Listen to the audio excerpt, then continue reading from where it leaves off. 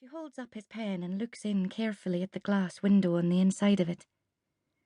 Just half of this one left, she says. After this, Elizabeth writes our shopping list. Sheets for 1 week, breakfast, batteries, bags, tins. Hearing a noise, she turns down the CD. We all listen. But it's only coming from the street. A lot of yowling and screeching. It's from the House of Cats. She turns the CD up again. We finish the funny milk that doesn't need a fridge, so I have cartons too, and they're not bad. There's apricot jam after this. We dip pink wafer biscuits in, rather than using our spoons and having to wash up. Then there's digestive biscuits, toasted over the gas burner flame. Then hint of mint hot chocolate. I comb Alex's hair. He doesn't like wiping his face. Plus, he always forgets to wash his hair, so I take him to the mirror to show him how it looks and the damage it does to his appearance. I get the toothbrushes out, brush mine. Dreamt I had a wobbly tooth last night, I say, remembering. Elizabeth is cleaning our cups in the bowl. You missing any new ones? Oh, old ones, mean to say. I put a finger in to test. All just the same. Why do we brush our teeth again? Can anybody remember? Ugh, not this again. Alex wrinkles his face at our talk of teeth. He doesn't like having his brushed. He had a sore tooth when it was still dark and stormy, and his face went big for a week. After that, he lost 4 of his baby teeth all at once.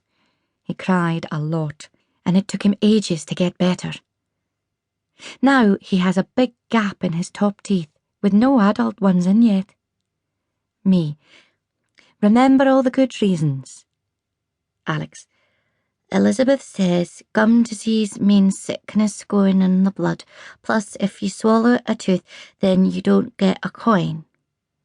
He sighs and looks around for his clothes, which I know is just a delaying tactic. I push down his chin, which doesn't usually work, but does today. Me. Firstly, chewing surfaces. Saying of this makes us stop. We both look at each other, then we ignore ourselves. It's only a short walk to school. The skinny cats follow us, so we scare them off. It rained last night, but it's sunny now, which makes the road shine. If I almost close my eyes, this brightness joins up with the shine coming from the sea. When I tell Elizabeth about this, that it's one way of making everything look back to normal, she nods and does her distant look.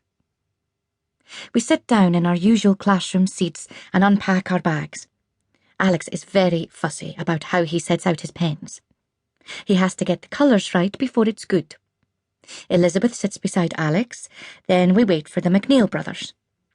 I wait until the clock shows 9:02 before starting. We do reading first. This is Alex alone.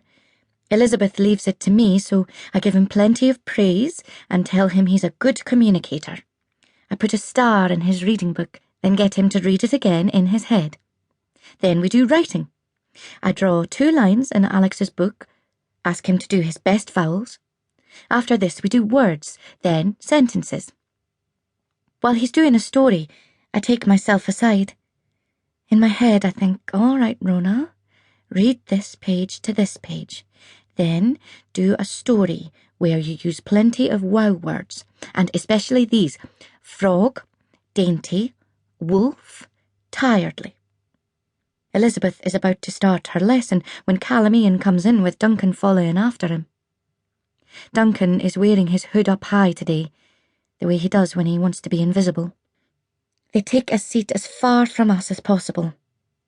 Callum Ian takes out his pencil and sharpener. He starts to sharpen his pencil onto the floor in one long unsnapped strand. Martin Farr, says Elizabeth. I know she can't help it, but she never gets it right. She says, Madine va, like there's a Martin who's far. The first time she said it, I nearly went, all right, where? I've tried to correct her, but there's no chance she'll come wise. Poke Mahone, Callum Ian replies. This is very rude and should never be said, not even to your worst enemy. Elizabeth, I know what poke Mahone means. She gets the sound of that right, at least. Callum Ian looks like he knew she...